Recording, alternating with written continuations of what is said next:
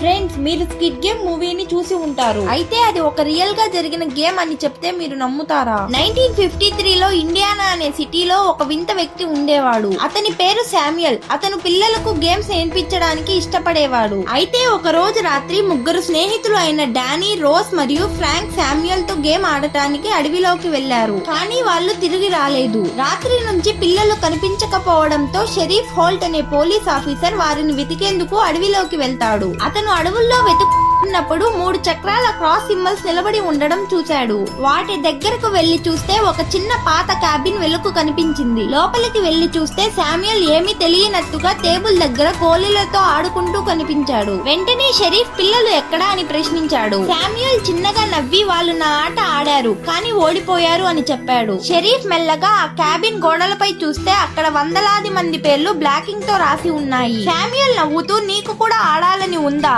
Rules చాలా simple. గెలిస్తే బయటకు వెళ్ళవచ్చు, ఓడిపోతే ఎప్పటికీ ఇక్కడే ఉండాలి అని అన్నాడు. దాంతో షరీఫ్ భయపడి వెంటనే బయటకు పరిగెత్తుతూ మరింత మంది పోలీసులతో వస్తాను అని అన్నాడు. తరువాత రోజు మరింత మంది పోలీసులతో షరీఫ్ తిరిగి వచ్చాడు. కానీ అక్కడ ఎవరూ లేరు. క్యాబిన్ మరియు ఆ 3 క్రాసెస్ కూడా కనిపించలేదు. అదే సమయంలో ఆ చుట్టుపక్కల అడవిల్లో నుంచి ఒక వాయిస్ వినిపించింది. మరెవరైనా గేమ్ ని ఆడాలనుకుంటున్నారా అని. అప్పటి నుంచి ఆ అడవుల్లోకి ఎవరూ వెళ్లే వాళ్ళు కాదు.